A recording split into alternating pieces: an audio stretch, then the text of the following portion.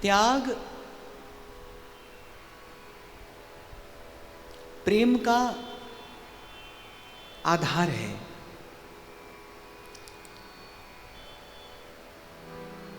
धीरज प्रेम का आहार।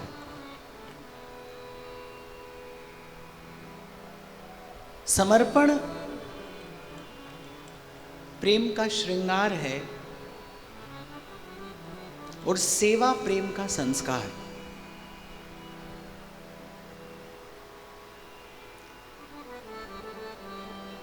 अनन्यता प्रेम की आन है और निष्कामता प्रेम का प्राण। एक बार फिर से कहता हूं मैं, त्याग प्रेम का आधार है। इसी भूमि पर प्रेम का भवन खड़ा होता है। धैर्य प्रेम का आहार है। इसी से प्रेम पुष्ट होता है। प्रियतम के चरणों में, प्रेमास्पद के चरणों में बिना शर्त का समर्पण, यही प्रेम के भाव का श्रृंगार है। जोई जोई प्यारो करे सोई मोहे भावे, भावे मोहे जोई सोई सोई करे प्यारे। ये जो समर्पण की भावना है, ये प्रेम के भाव का श्रृंगार है और सेवा प्रेम का संस्कार है। अनन्यता प्रेम की आन है, शान है और निष्कामता प्रेम का प्राण तत्व है।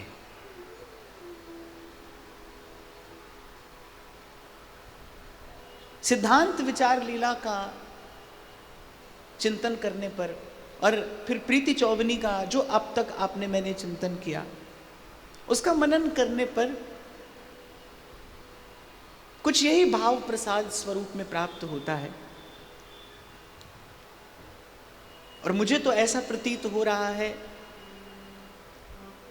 प्रेम करने योग्य तो जब हृदय बनेगा बनेगा, पर इस विशुद्ध प्रेम भाव की चर्चा, इसकी वार्ता, इसका चिंतन मनन भी कहीं हृदय को पवित्र कर रहा है, पावन कर रहा है। तो ध्रुवदास जी के चरणों में प्रणाम करते हुए हम आज के भाव में आगे बढ़ते हैं।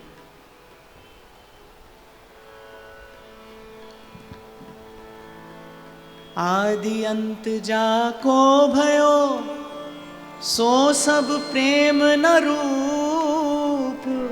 आदि अंत जाको भयो सो सब प्रेम न रूप। आवत जात न जानिए जैसे छां और धूप। आवत जात न जानिए जैसे छां और धूप। आपको स्मरण हो तो कल मैंने आपको एक बात निवेदन की थी। मैंने आपसे कहा था कि किसी भी कार्य को ठीक प्रकार से करने के लिए उसको पहले ठीक प्रकार से सोचना, विचारना, समझना आवश्यक है। और प्रेम के विशुद्ध स्वरूप को समझने के लिए, जानने के लिए सर्वसम्मत सिद्धांत है कि किसी प्रेमी का संग होना आवश्यक है। ज्ञान, कर्म, योग और एक स्तर तक भक्ति भी कह सुनकर समझाई, बताई, दिखाई जा सकती है, पर प्रेम का दर्शन करने के लिए तो प्रेमी का संग ही एकमात्र युक्ति है। तो जो इन संतों के पास बैठकर प्रेम के विशुद्ध स्वरूप का चिंतन मनन होता है, दर्शन होता है, उसको देखकर तो यही लगता है भाई कि आज तक जिसे हम प्रेम समझकर भ्रम में पड़े रहे, वो वस्तुतः प्रेम नहीं, कुछ और था, कुछ और है।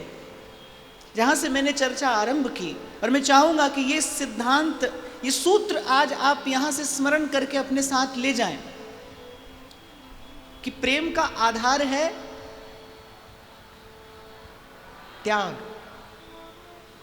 और प्रेम का आहार है धीरज। प्रेम का श्रृंगार है समर्पण, और प्रेम का संस्कार है, और अनन्यता प्रेम की आन है, और निष्कामता प्रेम का प्राण है। इससे ये भाव जीवंत होता है। और आप यदि इन सब भावों का चिंतन करेंगे, विचार करेंगे, भीतर उतरेंगे, अनुभव के धरातल पर जाकर जब भ्रम का पर्दा हटाकर जब आप देखेंगे तो आप पाएंगे कि वस्तुतः ऐसा दर्शन संसार में न होता है और न हो सकता है। इसीलिए निशंक होकर संत कहते हैं कि 3 लोक 14 भुवन प्रेम कहूँ ध्रुवना। कल जो मैंने आपको बात कही वो बात आप विचार करिए, ध्रुवदास जी बहुत बड़ी बात कह रहे हैं। कह रहे हैं एक है प्रेमी, एक रस। एक रस प्रेमी अगर कोई है, एक है प्रेमी एक रस, श्री राधा वल्लभ आही। ध्रुवदास जी कह रहे भूल कहे को और ठां झूठो जानो तय। अगर कोई कहे ना कि हमने कहीं और प्रेमी देखा है, तो ध्रुवदास जी कह रहे समझना वो झूठ कहता है। प्रेमी कहीं ना है ना हो सकता है। प्रेमी तो इस त्रिभुवन में एक ही है। प्रीत किरीत रंगीलो ही जाने, प्रीत किरीत रंगीलो ही जाने। इसलिए संत विचार पूर्वक कहते हैं, बोले इसीलिए संसार में जो करिए, श्रद्धा आदर सम्मान स्नेह सख्य वात्सल्य बहुत से भाव हैं, बोले संसार में जो भी करिए आपको रुचे, पर प्रीति तो नंद नंदन सो कीजे, प्रीत तो नंद नंदन सो कीजे। संपत्ति विपत्ति पर प्रतिपाल, संपत्ति विपत्ति पर प्रतिपाल, कृपा करे सो जी जय, करे सो जी जय। और कबीर तो बड़ी प्यारी बात करते हैं, कहते प्रेम प्रेम सब कोई कहे। बोले संसार में जिसे देखता हूं वही प्रेम की बात कर रहा है। प्रेम प्रेम सब कोई कहे, पर प्रेम न चीन्हे को है। कह रहे 8 पहर भी जा रहे, प्रेम कहावे सो। 8 पहर भी जा रहे। ध्रुवदास जी कह रहे हैं आवत जात न जानिए जैसे छां और धूप। कह रहे आदि अंत जाको भयो सो सब प्रेम न रूप। बोले जो आज है और कल नहीं रहेगा, उसे ना तो प्रेम है और ना ही वो रूप है। बोले प्रेम भी ऐसा हो जो सदा रहे, रूप भी ऐसा हो जो सदा रहे। बोले संसार में तो क्या है, आती जाती धूप है, आवत जात न जानिए जैसे छां और धूप। और संत कहते 8 पहर भी जा रहे, प्रेम कहावे सोए। और एक पंक्ति मुझे कबीर जी की प्रेम विषयक बड़ी प्रिय लगती है। वहां कहते हैं प्रेम प्रेम सब कोई कहे, प्रेम न चीन्हे को,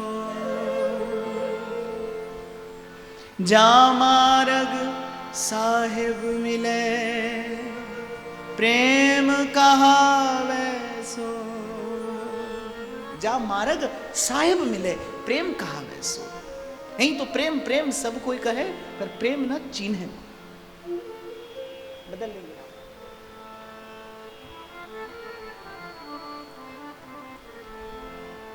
जब बिछुरत तब होत सुख, मिलता ही ओ सिराए। जब बिछुरत तब होत सुख, मिलत ही ओ सिराए। याही में रस द्वय भय, प्रेम कयो क्यों जाए। याही में रस द्वय भय, प्रेम कयो क्यों जाए। और संसार का तो नियम है, जो जन्म लेगा वो मरेगा, भीतर भी और बाहर भी। बाहर भी जो जन्म लेगा वो मरेगा, और आपके मेरे भीतर भी जो जन्मेगा वो मरेगा, चाहे वो ज्ञान भी क्यों ना हो। पूर्व भी शायद मैंने आपको निवेदन किया था, एक ज्ञान जन्म लेता है प्रयास से, और एक ज्ञान है जो प्रभु की कृपा से उर अंतर में प्रकट होता है। बोले जो ज्ञान जन्म लेगा ना, वो ज्ञान मरेगा, समाप्त हो जाएगा। समाप्त हो जाने का अर्थ क्या है? समय पर काम नहीं आएगा। और ऐसी दशा तो संसार में बहुत देखने को मिलती है। व्यक्ति जानता सब है, कहता भी है, सुनता भी है, पर करता नहीं, उसके अनुकूल करता नहीं। तो ऐसा ज्ञान किस काम का? बल्कि सिर पर बोझ है, दंभ अहंकार और बढ़ाता है। वस्तुतः जैसे कल मैं आपको कह रहा था ना, ज्ञानी कौन है? जिसके पास सब प्रश्नों का उत्तर हो वो ज्ञानी नहीं है, जिसे कुछ पूछना ना हो वो ज्ञानी है। ऐसे मूर्ख कौन है? मूर्ख कौन है? जो नहीं जानता है वो मूर्ख नहीं है, वो तो अबोध है। जो नहीं जानता वो मूर्ख नहीं है, वो तो अबोध है। जो जानता नहीं पर उसे ये लगता है कि मैं जानता हूं, वो मूर्ख है। उसी के लिए गोस्वामी जी कह रहे मूर्ख होई न चेत, जो गुरु होई बिरंची सम। जो जानता तो नहीं, लेकिन उसे यह भ्रम है कि मैं जानता हूं। और ये जो अर्जित किया हुआ ज्ञान होता है कि अंततः दंभ की वृद्धि करता है। व्यक्ति जानता तो कुछ नहीं, लेकिन उसे लगता है मैं सब जानता हूं। मधुसूदन सरस्वती पाद जब वृंदावन आए, यही ठाकुर जी ने कृपा तो उन पर की। बोले आप जितनी बड़ी बड़ी बातें करते हैं, सब कहने की बातें ही तो हैं, इसकी कोई भी अनुभूति तो आपको है नहीं। तो आज तक तो आप अपने सर पर ये बोझ ढोए घूम रहे हैं। तब उनको चेत हुआ कि वस्तुतः मैं इतनी बड़ी बड़ी बात करता हूं। मैं दिन रात अयम आत्मा ब्रह्म, अहम ब्रह्मास्मि। मैं ब्रह्म से इतर कोई और वार्ता नहीं करता, लेकिन उस ब्रह्म की, उस आत्मा के स्वरूप की, उस निजानंद की, उस स्वरूपानंद की क्या मुझे कभी कोई अनुभूति हुई? अनुभूति तो हुई नहीं। अगर अनुभूति होती तो हृदय में ये शोक, उद्विग्नता, ये सब भाव कहां से रहते? हृदय में तो अभी अंधकार ही है।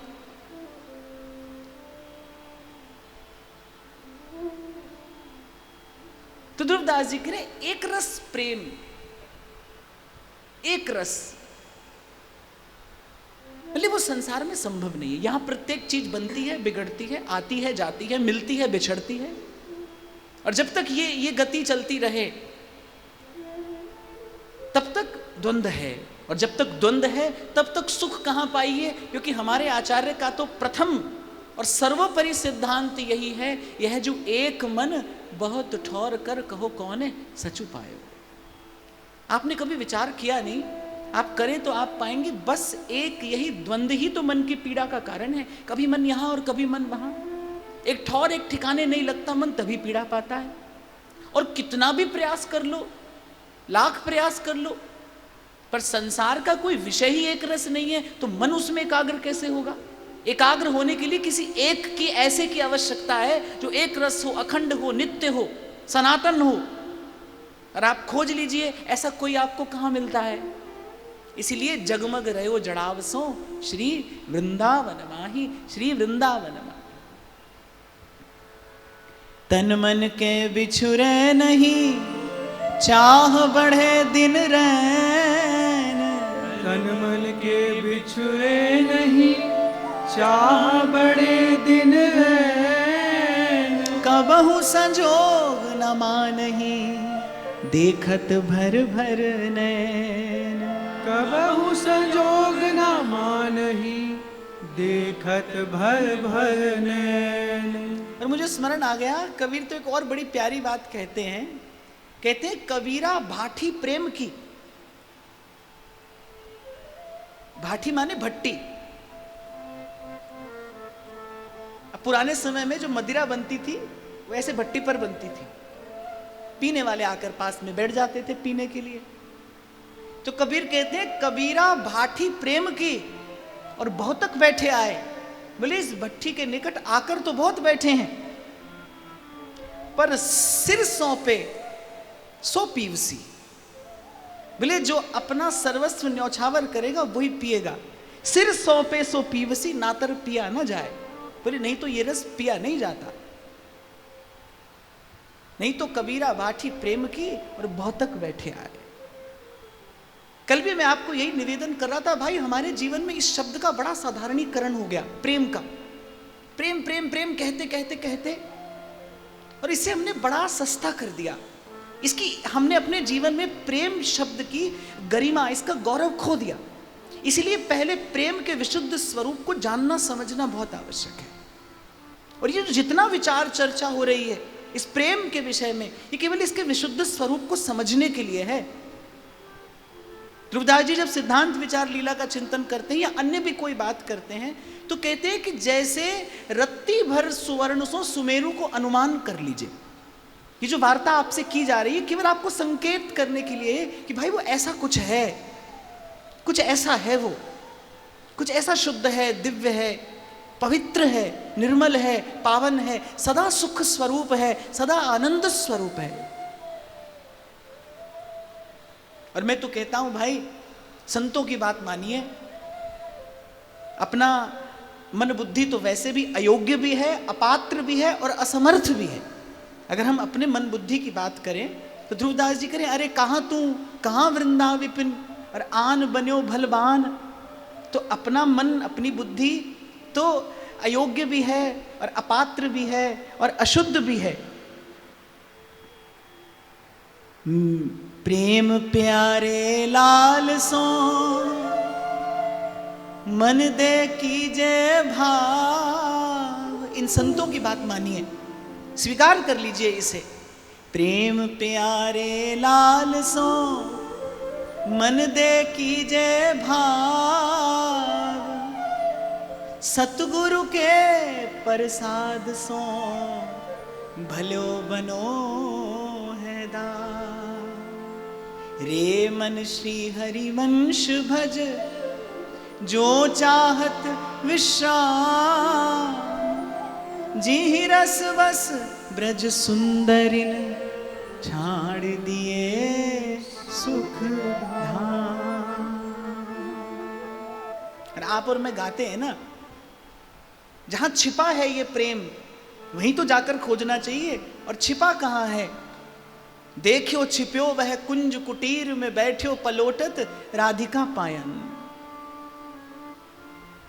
इसीलिए कलम गा रहे थे, कोई रसिक शाम रस पीवे गो, जोई पीवे गो सोई जीवे गो, जोई पीवे गो सोई नाचे गो, संतन के संग मिल राचे गो, जोई पीवे गो सोई फूले गो, फिर तन धन देख न भूले गो, कोई रसिक शाम रस पीवे गो, जोई पीवे गो सोई जीवे गो। जब व्यास दास ही भावे गो, तब अंग खवासी पावे गो, कोई रसिक शाम रस पीवे गो, जोई पीवे गो सोई जीवे। तो इन संतों की बात यथावत मान लेने में आपका मेरा हित है। व्यास राधिका रमण बिन कहूं न पायो सुख, डारन डारन में फिरो पातन पातन दुख। फिर समेटते हुए अपनी बात और मैं आगे बढ़ूं, ये मानव जीवन मिला है विश्राम पाने के लिए। आपको लगता है जीवन सुख पाने के लिए, सुख भोगने के लिए मिला है, बड़ी भूल है। जीवन सुख दुख से पार जाने के लिए मिला है। स्मरण रखना, जहां सुख है वहीं पीछे दुख खड़ा है। ये तो रचनाकार का रचना कौशल है। उसने रचा ऐसा संसार है कि एक समय एक दिखाई पड़ता है, दूसरा दिखाई नहीं पड़ता। आप देखो, जब जीवन में दुख की घड़ी आती है उस समय भीतर सुख नहीं रहता, सुख होता है तो दुख नहीं रहता। जबकि एक ही सिक्के के दो पहलू हैं, साथ साथ संग संग खड़े हैं, संग संग खड़े हैं। तो जीवन जो है भाई, सुख पाने के लिए, सुख भोगने के लिए नहीं मिला है। जीवन तो सुख दुख से पार जाने के लिए मिला है, सुख दुख से पार हो जाने के लिए, द्वंद्व से मुक्त हो जाने के लिए, प्रेम रूपी, विशुद्ध प्रेम रूपी परम विश्राम पाने के लिए जीवन मिला है। और विगत कई दिनों से हम बार बार इस विषय पर चिंतन करते आ रहे हैं। प्रेम परम विश्राम है, प्रेम ही परम है। लेकिन प्रेम के लिए आपका होना आवश्यक है, आपके हृदय में प्रेम का होना आवश्यक है, और प्रभु जैसे प्रेमास्पद का होना भी आवश्यक है। तभी वस्तुतः प्रेम प्रकट होगा, तभी ये घटना घटेगी, तभी वो रसानुभूति संभव है। आज तक तो संसार में प्रीत करते करते केवल और केवल दुख ही पाया, पीड़ा ही पाई। आप देखो जीवन कैसे रेत की भांति हाथ से जा रहा है, जा ही रहा है और चला जाएगा भाई, ऐसे ही देखते देखते चला जाएगा। इसीलिए संत कहते हैं बहुत गई थोड़ी रही सो बीती जा। कोई नियंत्रण नहीं है इस पर आपका मेरा। इसलिए संत कहते हैं, चेताते हैं, जगाते हैं, समझाते हैं, बताते हैं कि भलो बनो है दाव, भलो बनो है दाव। अब के अवसर आया है, इसका लाभ लीजिए। और आरंभ यहां से करना है आपको कि आपका मेरा परम विश्राम निष्काम प्रेम है। निष्काम प्रेम त्याग का आधार और धीरज का आहार। बड़ी प्यारी बात कबीर साहब कहते हैं, प्रेम पामरी पहर के धीरज कज्जल दे, सील सिंदूर लगाए के तब पिए का सुख ले। धीरज धर के, धीरे धीरे, संभल संभल कर। राधा वल्लभ लाल को हृदय ध्यान मुख नाम, पर देखना इसी ओर है भाई। और मैं फिर आपको कहूं, संसार में रहते हो अपना व्यवहार निभाओ। मैं तो उस दिन भी आपसे कह रहा था ना, लोग कहते हैं मन लगाकर काम करो, और मैं कहता हूं बुद्धि लगाकर काम करो। संसार में मन लगाने की कोई आवश्यकता नहीं, बुद्धि लगाकर काम करो। मन लगाकर तो नाम लेना चाहिए, काम नहीं करना चाहिए। सारा संसार आपको यही शिक्षा देता है, मन लगाकर काम करो, मन लगाकर काम करो। मन लगाकर नाम जपो, बुद्धि लगाकर संसार का कार्य करो। संसार को बुद्धि की आवश्यकता है। कब लेना है, कितना लेना है, कैसे लेना है, किससे लेना है। संसार में, व्यवहार में तो आपको बुद्धि के सदुपयोग की आवश्यकता है। पर हम बुद्धि लगाते हैं भगवान में, हमारी बुद्धि लगती है भजन में। इतना हो गया, इतना हुआ, अब कब कृपा होगी, इतना समय हुआ नाम जपते हुए। और यही बुद्धि के तर्क, यही संशय, यही जो बुद्धि वाद विवाद करती है आपसे, यही सबसे बड़ी आड़ है रसानुभूति में। बुद्धि संसार में लगाइए, देख संभल कर व्यवहार करिए। आज मेरे पास 2 बात लिखी हुई आई हैं और मुझे ऐसे लगता है ये दोनों बातें किसी एक ही व्यक्ति ने लिखी हैं। वैसे तो रस में बिरस हो जाएगा, पर 2 बातें हैं और मुझे लगता है कि महत्वपूर्ण बात है। मैं दोनों की बात आपसे 2 मिनट करके आगे बढ़ूं। 2 मिनट कथा ज्यादा सुना दूंगा मैं। यहां लिखा है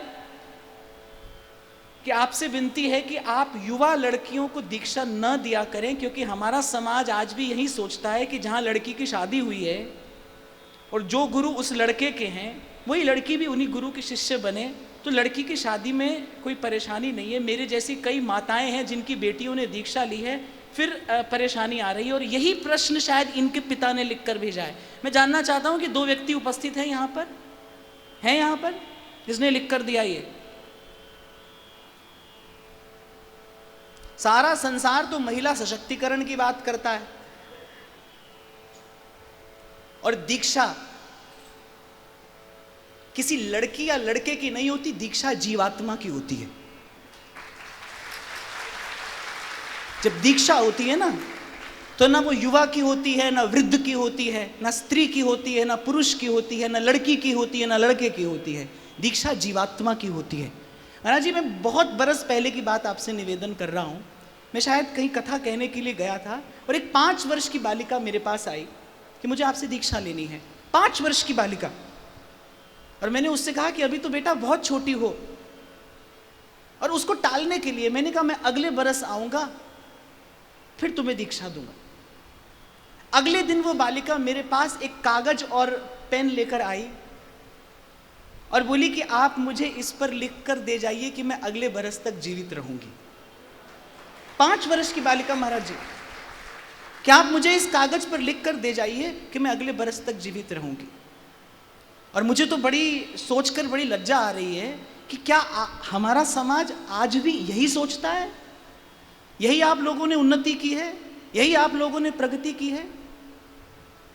और कम से कम यदि आप मुझसे पूछें तो जो मैंने आपको कहा कि मैं कभी यदि किसी को दीक्षा देता हूं तो ये देखकर नहीं देता कि लड़की है, लड़का है, स्त्री है, पुरुष है, वृद्ध है, युवान है। अरे दीक्षा तन की नहीं, दीक्षा तो जीवात्मा की होती है। और मुझे लगता है जब चेत आ जाए, भजन करने का सही समय वही है। जब आपको चेत आ जाए, भजन करने का सही समय वही है। और ये बात सुनकर तो मैं माता पिता से ये कहना चाहूंगा कि भगवत विश्वास नाम की भी जीवन में कोई वस्तु होती है, आपने शायद उसका प्रकाश कभी देखा नहीं। और मैं तो कह रहा हूं, आपने लिख कर दिया है, आप सामने खड़े भी नहीं हो रहे। कौन है यहां पर, कौन है ऐसा? उठकर मैं आपका दर्शन तो करूं। और यदि मैं आप लोगों से पूछूं, चलो वोटिंग करा लेते हैं, मैं आप लोगों से पूछूं तो क्या आप इस बात को सही मानते हैं? थोड़ा और जोर से बोलो। वो किसी कोने में बैठे होंगे तो सुन लेंगे। पर स्मरण रखना भाई, दीक्षा तन की नहीं होती है।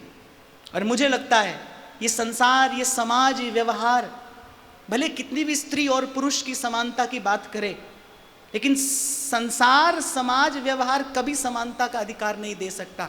एक धर्म ही है जो जीवात्मा को जीवात्मा समझकर और आगे बढ़ने की युक्ति देता है और इस संसार से मुक्ति देता है। एक धर्म ही तो है, एक अध्यात्म ही तो है जहां पर सब समान हो सकते हैं। तन से, धन से, बुद्धि से तो आपकी मेरी सबकी सामर्थ्य अलग अलग है, न्यारी न्यारी है। मन ही तो है सभी के पास एक सा। हाँ, पर कल ही मैंने कहा था और आज मैं फिर आपसे कह रहा हूं, लेकिन मैं उन बहनों से भी ये बात कहना चाहूंगा जो युवा अवस्था में दीक्षा लेती हैं कि आप भी कोई बहुत अधिक आग्रह न करें। आप भी अपने मन में कोई बहुत अधिक आग्रह न रखें। देखो भाई, आप अपनी ओर से लाख छूटने बचने का प्रयास करो, लेकिन जो भाग्य में लिखा है वो तो 7 पाताल फोड़ कर भी आपके पीछे आएगा। मैं तो आपको यही कहूंगा, जीवन ऐसा हो कि किसी अन्य के मन में भजन के प्रति अनुराग बढ़े, ना कि विद्वेष। आपका भी उत्तरदायित्व है कि आपका आचरण ऐसा हो, आपका जीवन, आपका व्यवहार ऐसा हो कि आपके निज जनों का भजन के प्रति अनुराग बढ़े, कम ना हो। साधु संतों के प्रति उनकी श्रद्धा बढ़े, कम ना हो। और जब मस्तक रख ही दिया प्रभु के चरणों में, तो फिर क्या ऐसा और क्या वैसा, अपने मन में दुराग्रह ना रखते हुए, केवल अपने भजन का बल लेते हुए प्रभु की कृपा से, प्रभु के विश्वास से इस मार्ग पर आगे बढ़ना चाहिए। पर लेकिन मैं माता पिता से अवश्य आज ये बात कहना चाहूँगा, मैंने ऐसे कभी नहीं कहा, और आप में लोग मेरा सिद्धांत जानते हैं, मैंने कभी किसी को नहीं कहा कि आप अपना घर संसार छोड़कर आइए भजन करिए। मैं तो सदा से, पहले दिन से आपको बार बार कहता आ रहा हूँ, वृंदावन में घर बने न बने, अरे अपने घर को वृंदावन बनाओ। कहीं और ठिकाना बने ना बने, अपने मन को प्रभु का मंदिर बनाओ, अपने हृदय को प्रिया प्रीतम का निकुंज बनाओ। मेरा तो प्रथम दिन से सिद्धांत यही है। पर फिर भी बात आई तो मुझे जरा अच्छी नहीं लगी कि आप क्या, यदि कोई जीवात्मा इस संसार में स्त्री होकर जन्मी है तो क्या उसे स्वतंत्रता से भजन करने का भी अधिकार नहीं होना चाहिए? क्या उसे स्वतंत्रता से भजन करने का भी अधिकार नहीं है? इससे बड़ा अन्याय ये समाज, ये संसार किसी के साथ और क्या कर सकता है कि भजन का भी अधिकार ना हो? मुझे लगता है इस दूषित वृत्ति से जिसने ये लिखा है उसको भी, और यदि इस समाज में ऐसी कोई भावना है तो इस दूषित वृत्ति से इस समाज को भी मुक्त होना चाहिए। और मैं तो ये कहता हूं कि अगर कोई संस्कारी कन्या कहीं जाती है तो अपने माता और पिता के कुल को भी श्रेष्ठता प्रदान करती है, और जहां जाती है वहां पर भी संस्कार का ही विस्तार करेगी। अगर भजन करने वाली कन्या कहीं जाएगी तो संस्कार का ही तो विस्तार करेगी। मैं तो सदा से आपको ये बात कहता आया हूं भाई, इस समाज में, इस राष्ट्र में संस्कार तभी सुरक्षित रह सकते हैं जब मातृशक्ति इसके प्रति सचेत हो। ये तो दायित्व ही आपका है, और उनका संस्कारी होना, उनका भजन भाव से युक्त होना बहुत आवश्यक है। व्यासवाणी की चर्चा हुई थी तो मैंने कहा था, वृद्धावस्था में कौन भजन करता है? जिसकी युवावस्था शुद्ध होती है, पवित्र होती है। युवावस्था किसकी शुद्ध रहती है? जिसको बाल्यकाल में भजन का संस्कार मिलता है। और बाल्यकाल में भजन कौन करता है? जिसकी जननी गर्भ में बालक को भजन का संस्कार देती है। मानव जीवन की यात्रा, अरे हमारे शास्त्रों के अनुसार भी सबसे पहला संस्कार गर्भाधान संस्कार है। इस जीवन की यात्रा तो आरंभ ही वहीं जननी के गर्भ से होती है। क्षमा करना, ये बात मेरे पास आई थी तो मुझे आप सबको ये कहना अनिवार्य था। चलो हम तो अपनी बात पर आते हैं। प्रेम भटिका मदवा पिलाए के, प्रेम भटिका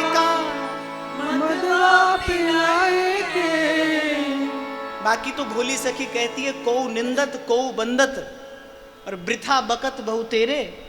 अरे मोए तो अपनो दूल्हो राजी चाहिए, जहां संग पारे फेरे, सब विधि मैं इनकी और ये मेरे।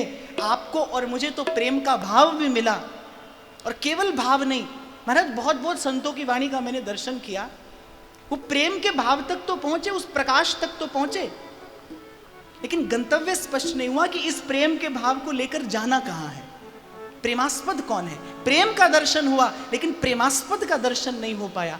और आप और मैं तो सौभाग्यशाली हैं कि आपके मेरे आचार्य ने महारंक को प्रेम साधन लुटाया, महारंक को प्रेम साधन लुटाया।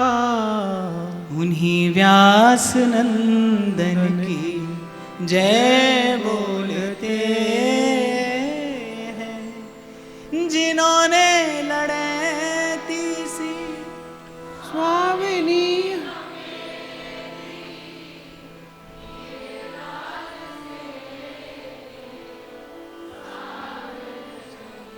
अरे आपको और मुझे तो ध्रुवदास जी ने सीधे सीधे बता दिया, ये प्रेम का भाव लेकर इस डगर पर चलते हुए कहां जाना है वो देखो।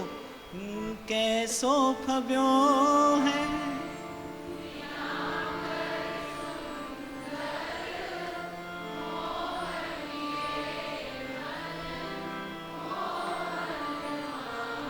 आज का पाठ भी सुना दो।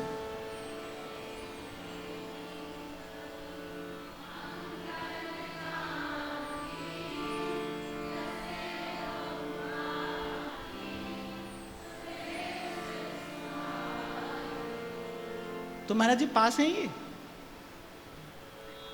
कैसो फब्यो है नीलांबर सुंदर, मोह लिए मन मोहन माई। कैसो फब्यो है नीलांबर सुंदर, मोह लिए मन मोहन माई। फैल रही छवि अंगन काती, लसे बहु भांति सुदेश सुहाई। फैल रही छवि अंगन कांति, लसे बहु भांति सुदेश सुहाई। आज का पाठ भी ले लो फिर आगे बढ़ते हैं। शीस को फूल सुहाग को छत्र, शीस को फूल सुहाग को छत्र,